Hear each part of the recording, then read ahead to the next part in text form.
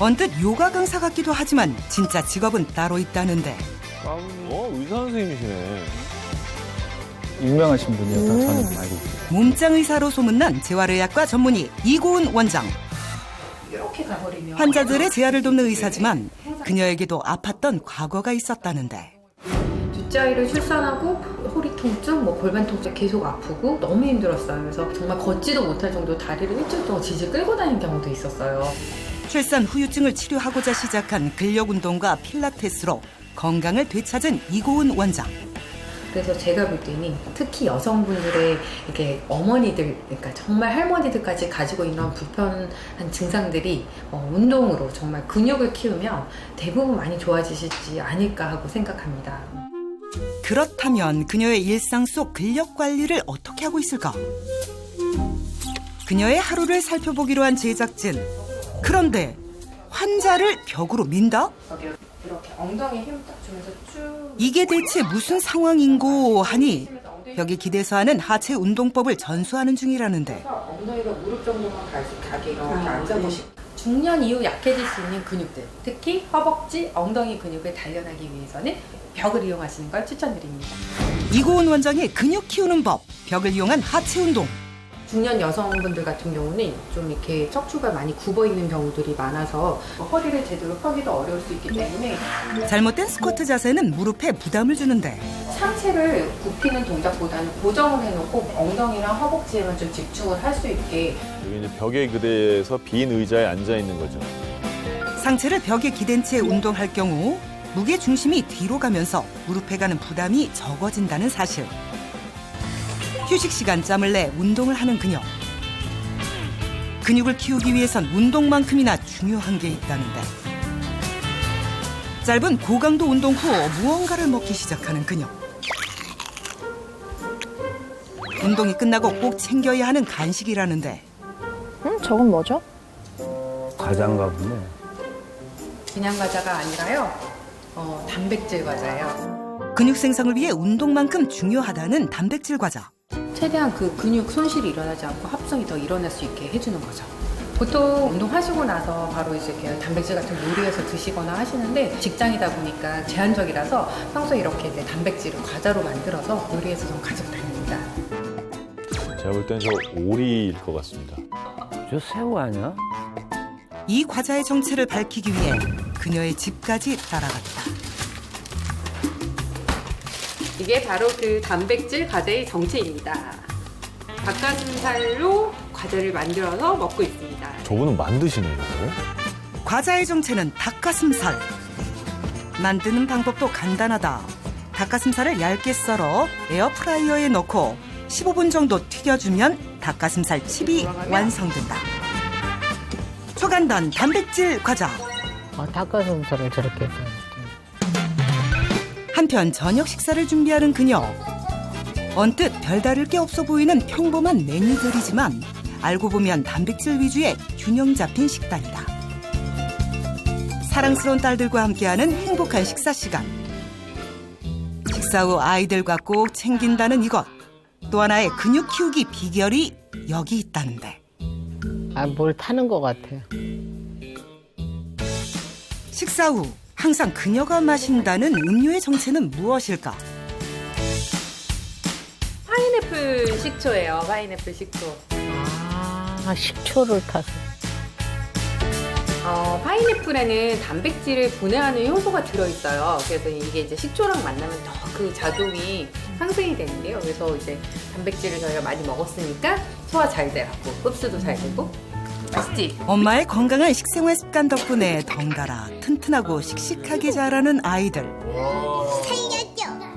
이렇게 지내시면 젊은 아가씨부터 할머니까지 아니면 남녀노소 할 것 없이 건강을 유지하는 정말 젊게 건강을 유지할 수 있지 않을까 생각합니다. 벽을 이용해 무릎에 부담이 가지 않게 하체 근육을 키우고 운동 후에는 닭가슴살 과자로 손실된 단백질을 보충할 것.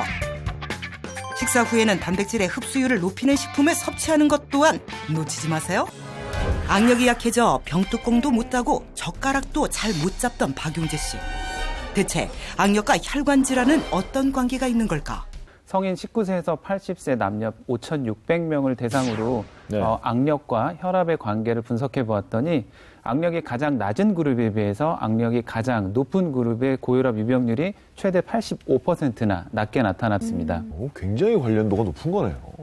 이 악력이 약해졌다는 건 그만큼 우리 신체 다양한 근육의 힘이 떨어졌다라는 얘기랑 같거든요. 네. 이렇게 근육이 점점 줄게 되면 그 빈자리를 섬유와 지방 조직들이 채우게 되는데 염증 반응 물질들이 굉장히 많이 나오게 되고 그러면 우리 몸에 심혈관계 질환 발병 위험이 높아지게 됩니다. 두부, 콩 네. 굉장히 좋은 단백질이에요. 그러니까. 근데 단점이라고 하자면은 먹어도 흡수율이 낮아요. 그러면 동물성 단백질은 어떠냐?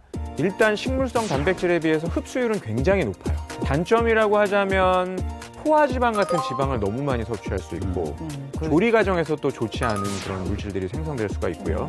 어떻게 하라는 거냐? 식물성, 동물성을 한 6대4 정도. 헷갈린다 그러면은 두부나 콩을 최소한 한 2주먹 정도 드시는 게 좋아요. 두부나 콩을 2주먹 정도 충분히 먹었다. 그리고 나머지를 계란이나 그다음에 고기나 생선으로 네. 최소 1주먹 정도. 그렇게 해서 총 한 3주먹 정도 양을 먹는다 그러면은 딱 그래도 어느 정도 필요한 건 그게 채울 수가 하루요? 있어요. 하루에. 하루. 네. 여기 다른 건 다 빼고 일단 단백질에 대해서만 단백질만 얘기했을 때. 이제 확실히 이해되셨죠? 여기서는 외우는데 나가면 잃어버려요. 그지 그 정도 잊어버리면 치매지. 근데 그게 근육이 부족한 두 사람을 위한 운동. 안녕하세요. 안녕하세요. 과연 어떤 운동을 알려줄까? 자, 이 자세로 시작을 하는데요. 마치 우리가 걸레질 하는 것처럼. 자, 쭉 앞에 보고. 자, 다시. 천천히. 앞에 보고. 해보고. 상복부와 하복부, 허벅지와 종아리 등 전신 근육을 강화할 수 있는 동작. 몸에 무리가 가는 경우 무릎을 바닥에 붙이고 해도 되는데 이때 허리 곡선은 계속 유지해준다. 그리고 다시 정면 보고 시선은 계속 정면을 봐주세요. 정면이요? 시선이 정면을 봐야지 이 양쪽 우리 어깨에 있는 승모근이 긴장을 하면서 척추 근육에 잘 자극을 받을 수 있으니까요. 천천히. 잘못된 자세. 저거는 절하시는 거고요.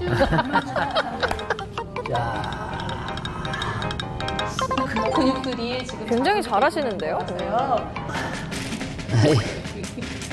아이, 한 번에 20회 정도 반복해주는 것이 효과적이다. 배가 여기 땡겨. 배까지 쫙 땡기네. 남편분 안 하면 내가라도 같이 해야죠. 표정이 안 좋으신데요, 지금? 하실 거죠? 해야죠. 나는 됐다. 돈 벌...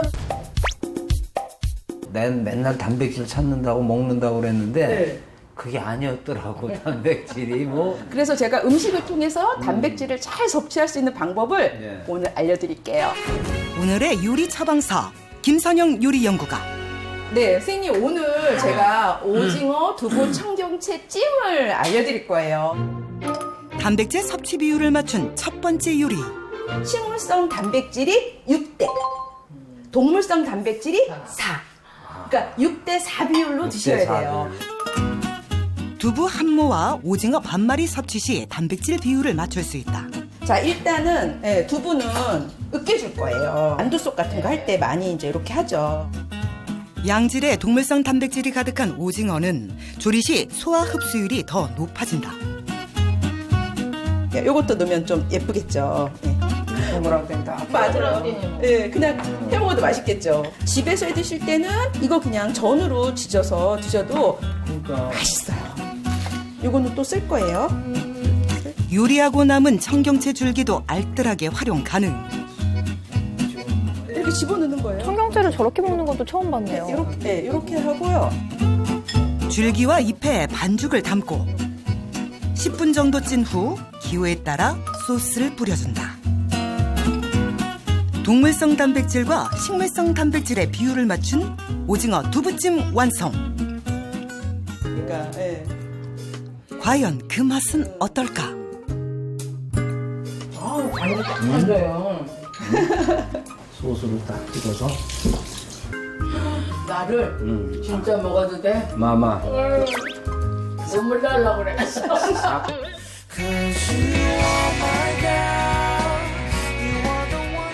아침 저녁은 날씨가 좀 쌀쌀해졌어요. 많이 쌀쌀해졌어요. 그래서 제가 예. 따뜻한 국물 요리인 소고기 버섯 전골을 해드릴 거예요. 물론 이제 이 소고기에 동물성 단백질이 들어있고요. 오늘 식물성 단백질에는 제가 이렇게 버섯을 준비했어요. 단백질 합성을 촉진하는 전골 요리.